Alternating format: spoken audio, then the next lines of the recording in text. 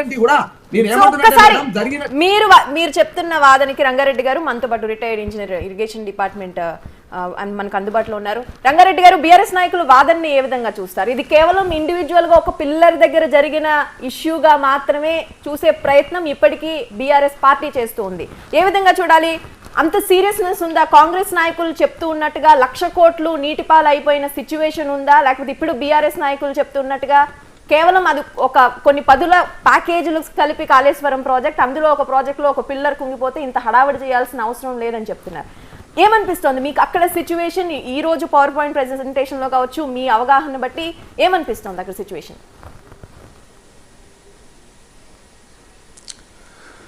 ఒకటండి, పెద్దలకందరికి నమస్కారము. నేను చెప్పేది అంటే,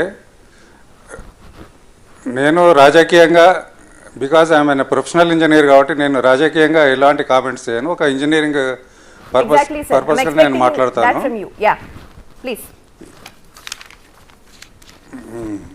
అయితే ఇప్పుడు జరిగింది ఏంటంటే, అక్కడ జరిగిపోయింది పొరపాటు, అయితే జరిగిపోయింది. డ్యామేజ్ అయింది. అది ఎవరు జరిగింది, ఎందుకైంది అనేది. అయితే ఇప్పుడు ప్రస్తుతం చేయాల్సిందంటే, నష్టం ఎవరికి జరిగిందండి? తెలంగాణ ప్రజలకు జరిగింది. పేద ప్రజల ట్యాక్స్ పేడ్ మనీ వేస్ట్ అయిపోయింది. మనం 2 ఏళ్ల నుండి చర్చలు చేస్తూనే ఉన్నాం, చేసి అందరికి తెలుసు. అది మంచి అయిందా చెడైందా అది వేరే విషయము. అది చెడైంది కాబట్టి అందరూ ఇంజనీర్స్ మీద తప్పు చూస్తున్నారు. ఇంజనీర్స్ ఏమాత్రం పొరపాటు లేదండి అక్కడ. నేను చెప్తున్నా కదా, ఈ పొలిటికల్ ఎందుకంటే నేను ఆ రోజు ఆ ప్రాజెక్ట్ కట్టినప్పుడు నేను పాలమూరు రంగారెడ్డి ప్రాజెక్టుకు నేను ఓఎస్డీగా పనిచేశాను ముఖ్యమంత్రి కార్యాలయాన్ని. పాలమూరు రంగారెడ్డి ప్రాజెక్టు చేసినప్పుడు మాది 1 సంవత్సరం ముందు స్టార్ట్ అయింది. ఈ కాళేశ్వరం 1 సంవత్సరం లేట్ అయింది. ఇంజనీర్స్ అంతా మేమంతా కూర్చొని డిస్కస్ చేయాల్సినప్పుడు అయితే అప్పుడు ఏం జరిగిందంటే, మొదలు తుమ్మిడియాటికెళ్ళి ఉన్నది కానీ కిందికి ఎందుకు సరిపోయినారో ఏం కథ ఎవరికి అర్థం కాలేదండి. ఇంతవరకు కూడా మా ఇంజనీర్స్కి ఎవరికి అర్థమైతే లేదు. ఎందుకంటే తుమ్మిడియాటి డిజైన్ చేసినప్పుడు మొత్తం తెలంగాణ ఇంజనీర్స్ ప్లస్ మొత్తము సెంట్రల్ వాటర్ కమిషన్ వాళ్ళు ఆ వ్యాప్ కోసంలో చేసిండ్రు సర్వే. అప్పుడు అది మరి వాళ్ళు అప్పుడు చేసినప్పుడు కరెక్ట్ అయిపోయి ఇప్పుడు తప్పు ఎందుకు వచ్చి కిందికి ఎందుకు సరిపోయినారో ఈవెన్ అది $1 మిలియన్ క్వశ్చన్. అది అక్కడ పెద్ద రాంగ్ నిర్ణయం తీసుకున్నారు. ఇంజనీర్స్ ఏం చెప్తారంటే అది పొలిటికల్ డిసిషన్, మేమేం చేయలేమని ఇంజనీర్స్ అంటారు. అది వాస్తవమే. ఆ రోజు పొలిటికల్ డిసిషన్ తీసుకున్నారు కిందికి జరగాలని. అది పెద్ద శుద్ధ తప్పైంది. మేడిగడ్డ అన్నారం సుందీల కట్టడం పెద్ద శుద్ధ తప్పైంది. పొరపాటు జరిగింది. అది ఎందుకు జరిగింది ఏం కాదంటే కర్నూలు సాగు కారణాలు అన్నా కాబట్టి ఇంజనీర్స్. రంగారెడ్డి గారు, ఒక చిన్న డౌట్. మీరు అన్నట్టు తమ్మిరెడ్డి దగ్గర ఏదైతే ప్రాజెక్ట్ కడదాం అనుకున్నప్పుడు దాని ఎత్తు 152 అడుగులు మీటర్లు ఏదైతే అనుకున్నారో, 152 మీటర్ల ఎత్తుని మహారాష్ట్ర ప్రభుత్వం ఒప్పుకుందా? అవును, ఒప్పుకుందా? మీరు ఒకటండి, నేను ఇంజనీరింగ్ గా చెప్తాను, నేను ఇంజనీర్ గా మాట్లాడుతున్నాను.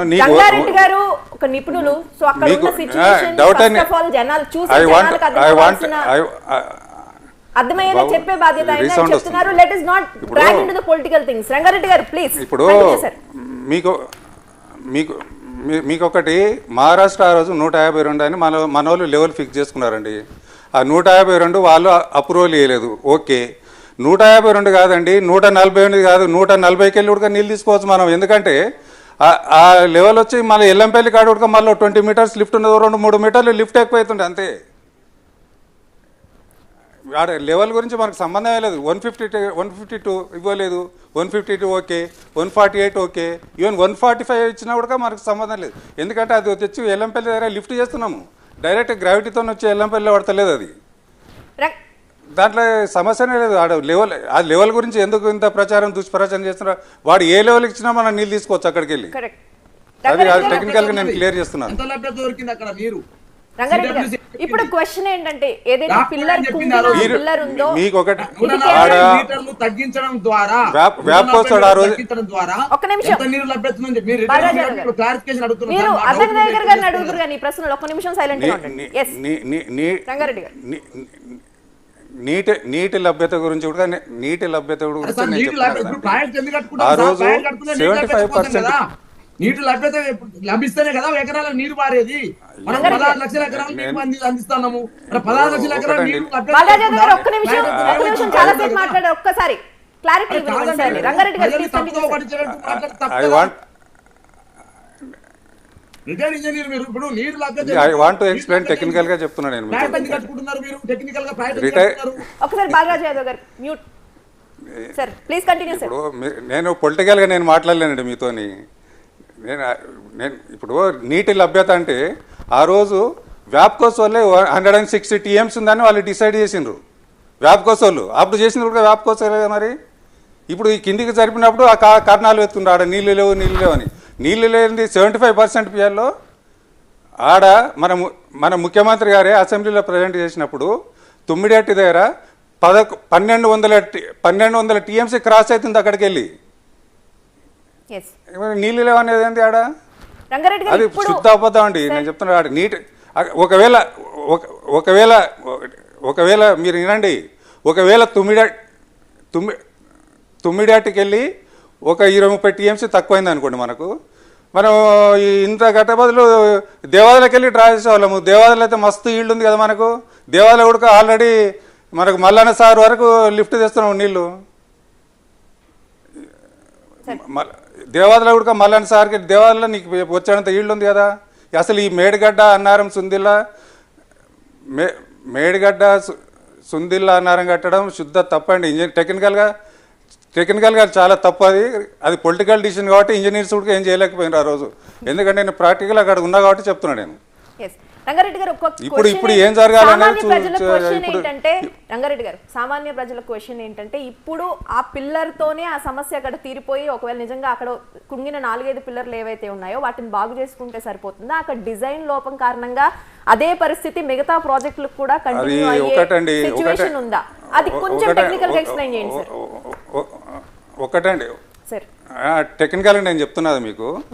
ఆ 3 బ్యారేజెస్ అవి ఎలిఫెంట్ రాజుగారి ఏనుగులు అండి. అవి ఒక కాలు ఇరిగిపోతే ఏనుగు ఎట్లా నడుస్తుందండి? అది ఎవరు చెప్పనిక ధైర్యం చేస్తారు. నేను చెప్తున్నా కదా టెక్నికల్గా ఐఎమ్ స్పీకింగ్. ఆ బ్యారేజ్ రిపేర్ చేయాలని కూడా చాలా కాస్ట్తో కూడుకున్న పని. ఈ పాయింట్ దగ్గర కూడా రిపేర్ చేసిన కూడా అది ఉంటుందా లేదనేది మా ఇంజనీర్స్కి అందరికీ డౌట్ ఉన్నది. అది ధైర్యం చేసేవారు బయటకు చెప్తలేరు. ఆ 3 బ్యారేజ్ కూడా ఇవి రిపేర్ చేస్తే ఉంటాయనేది ఎవరు ధైర్యం, బికాస్ అవి ఫ్లోటింగ్ బ్యారేజ్ కింద ఇసుక మీద కట్టిండ్రు. అవి ఇసుక మీద కట్టి ఏం చేసిండ్రంటే వాటిని డ్యామ్స్ లాగా యూజ్ చేసిండ్రు. టెక్నికల్గా అవి డ్యామ్స్ లాగా ఎట్టి పరిస్థితుల్లో పనిచేయవు. అవి ఇప్పటి కూడా దాని మీద అవి పనిచేస్తే పనిచేయవు అనేది అందరికి డౌట్. మా ఇంజనీర్స్కి అందరికి డౌటే ఉన్నది.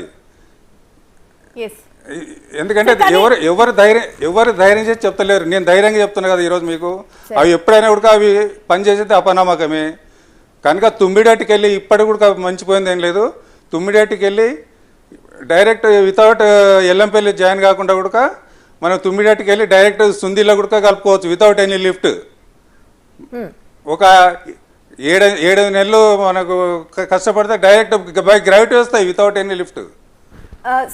తుమ్మిడేట్ దగ్గర నీళ్లు లేవనేది పెద్ద రాంగ్ వాదన అండి. మొన్నటి వరకు బీఆర్ఎస్ నాయకులు మరో వాదన చేస్తూ వచ్చారు. Almost 28 lakh so discharge capacity మాత్రమే ఉంది, క్యూసెక్స్ డిశ్చార్జ్ కెపాసిటీ మాత్రమే ఉంది. ఆ కెపాసిటీ మించి అక్కడ ఫ్లడ్ సిచ్యువేషన్ రావడం కారణంగానే అక్కడ ఇండివిజువల్ ఇష్యూగానే చూడాల్సిన అవసరం కనిపిస్తుంది. చేసేసుకుంటే సరిపోతుందని చెప్పే ప్రయత్నం. ఇంపాసిబుల్. ఇప్పుడు ఒక ఇంజనీర్ చెప్తున్నా కదా నేను, మేము డిజైన్ చేసిన ఫ్లడ్ కంటే 1000 క్యూసెక్స్ కూడా ఎక్కువ రాదండి. ఎందుకంటే మేము మ్యాక్సిమం ఫ్లడ్ డిశ్చార్జ్ అన్ని ఒక డిశ్చార్జ్ మేము ఎట్లా క్యాలిక్యులేట్ చేస్తామంటే ఈవెన్ సైడ్లో బ్యాంక్లో లెవెల్స్ కూడా చేస్తాము. మీకు ఎక్కువ డిశ్చార్జ్ వచ్చింది అనుకోండి, పొంగి రోడ్డు బ్రిడ్జ్ మీదకి వెళ్ళి పారినాయి మరి అవి. ఇప్పుడు డిశ్చార్జ్ 28 లక్షలకు మేము డిజైన్ చేసినాము, 30 లక్షలు వచ్చింది అనుకోండి, అప్పుడు ఏమాలి ఆ రోడ్ బ్రిడ్జ్ మీదకి వెళ్ళి ఓవర్ టాప్ అయి పారింది. అట్లా క్రిస్టల్ గేట్లకి వెళ్ళి ఇంకా 2 మీటర్లు కిందికి వెళ్ళి వారినాయి వాటరు. ఈ ఫ్లడ్ ఎక్కువ వచ్చింది అనేది వితండవాదం అండి. అది ఎన్ని పెద్ద పెద్ద డ్యామ్స్ కడతాము మేము, ఫ్లడ్కి ఒక 1.5 టైం ఎక్కువ తీసుకొని కడతాం ఫ్లడ్ డ్యామ్ డిజైన్ అంతా. అద్దెంకి నాయకర్ గారు జాయిన్ అయ్యారు మనతో పాటు. అద్దెంకి నాయకర్ గారు, సో మీరు రాకుండా ఈ రోజు మంత్రి